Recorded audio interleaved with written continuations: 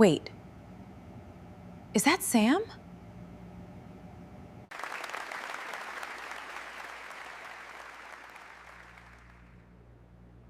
That's the cleaner from my old building. That's Sam. Sam Coleman had never been ashamed of his job. Every morning at 5, he pulled on his gray uniform, grabbed his cart of cleaning supplies, and quietly maintained the 22 floors of Sterling Tower, a job he did with the same care most people reserved for something far more glamorous. He believed dignity wasn't about the title on your paycheck, but the honesty you brought to whatever work sat in front of you. His wife, Kiara, worked as a cashier at First Union Bank downtown, a job that paid slightly more than his, though neither of them had ever considered it a competition.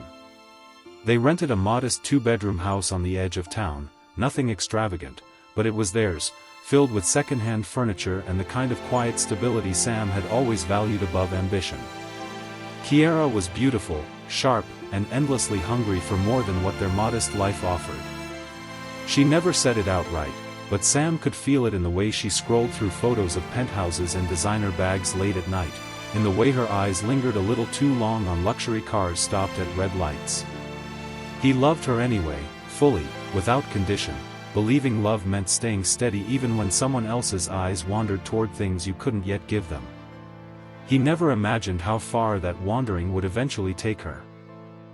David Whitmore walked into First Union Bank on an ordinary Tuesday afternoon, dressed in a tailored charcoal suit that cost more than Kiara's monthly salary. He was the CEO of Whitmore Capital Group, wealthy, confident, and immediately, unmistakably interested in the sharp, beautiful cashier who handled his transaction with effortless charm. What started as polite small talk during his weekly visits slowly became something else entirely. David began finding reasons to visit the bank more often.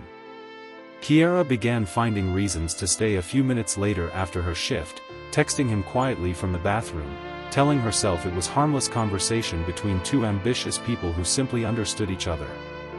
She never mentioned David to Sam.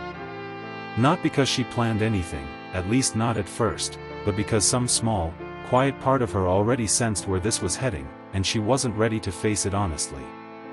3 months into their secret conversations, David offered her something that changed everything, a managerial position at Whitmore Capital Group, overseeing client relations, with a starting salary of $50,000 a month, nearly 10 times what she earned as a cashier.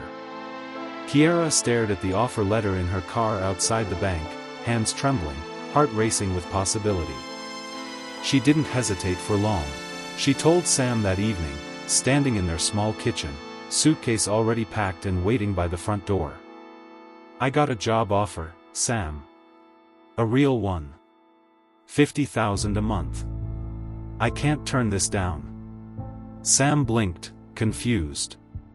"That's incredible, Kiara. We should celebrate. Where's the position?" "Whitmore Capital Group," she said, avoiding his eyes.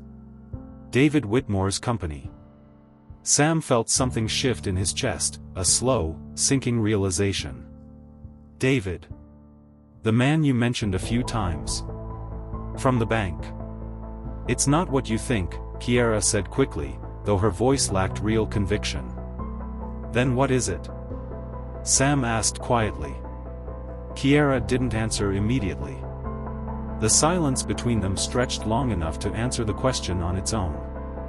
"I'm moving into David's penthouse," she finally said. "I'm sorry, Sam. I need more than this life can give me. I need someone who can match my ambition." Sam stood frozen in their small kitchen, watching the woman he loved pick up a suitcase she'd clearly packed hours, maybe days, before this conversation ever happened. "I hope it gives you everything you're looking for," he said quietly, no anger in his voice, only quiet, devastating heartbreak. She left without looking back. Sam stood in the doorway long after her car disappeared down the street, silent, completely alone. The following months blurred together for Sam. He kept working, kept showing up at 5 every morning, kept cleaning the same 22 floors of Sterling Tower, though something inside him now moved through each day like a man simply going through motions. He never spoke badly about Kiara to anyone. When co-workers asked what happened, he simply said, "She found something better," and left it there, refusing to let bitterness become the story he told himself. One evening, exhausted after a long shift, Sam stopped at a small corner store for a bottle of water. On impulse, something he rarely did, he bought a single lottery ticket, the jackpot advertised at an almost unbelievable sum after months of steady rollover. He didn't think about it again until 3 days later, sitting alone in his apartment, checking the numbers scrolling across the local news broadcast out of habit more than hope. He checked them twice.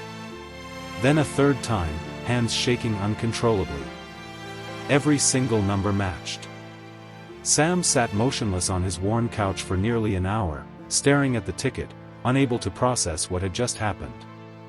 The jackpot, after taxes and lump sum adjustments, settled at $6,241,700,000, an amount so large it felt almost meaningless, a number without any real shape in his mind yet. 6 months later, Sam stood under bright stage lights during a nationally televised charitable grant ceremony, holding up an oversized check representing a portion of his winnings he'd chosen to donate toward a foundation supporting tech education for underprivileged students, an initiative he'd named Global Tech Innovations. He'd used the rest of his winnings differently than most people would have guessed. Instead of yachts or mansions, Sam quietly acquired controlling shares in several companies across the city, including, without any public announcement, Whitmore Capital Group itself. He never did it out of revenge.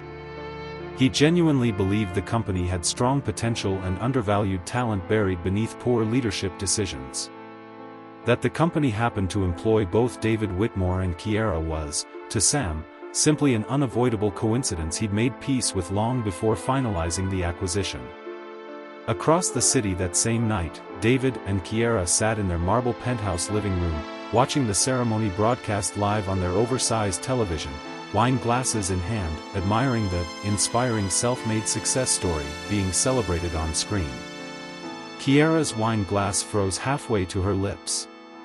"Wait, is that Sam?" she whispered. David leaned forward, disbelief spreading across his face. "That's the cleaner. From my old building, from your bank." Neither of them said anything else for a long, uncomfortable moment. 2 weeks later, David called an emergency meeting after Whitmore Capital Group's board informed him of a controlling ownership change. When he walked into the boardroom, prepared to negotiate with whoever the mysterious new majority stakeholder was, Sam was already seated calmly at the head of the table. "Sam?" David's voice cracked with disbelief. "Mr. Whitmore," Sam said evenly, extending a professional handshake. "I believe we have some business to discuss." Kiara, present as part of the executive team, sat frozen in her chair, unable to fully process the reality unfolding in front of her. Sam wasn't interested in cruelty. He simply laid out his plans clearly: significant restructuring, new leadership initiatives, and a renewed company culture built around genuine talent rather than favoritism. David would remain in a reduced advisory role. Kiara's position would be reviewed based purely on performance metrics moving forward, the same standard applied to every other employee. After the meeting, Kiara approached him privately in the hallway. "Sam, I'm sorry. I made a terrible mistake." Sam studied her for a long moment, no anger left in his expression, only quiet clarity. "I know you are, Kiara. But I didn't build any of this to punish you. I built it because dignity was never about the paycheck. It was about who I chose to be when no one was watching." He walked away calmly, leaving her standing alone in the same hallway where ambition had once cost her everything that truly mattered. Sometimes the life you walk away from quietly becomes the very thing you regret losing the most, long after the money you chased instead has already lost its shine.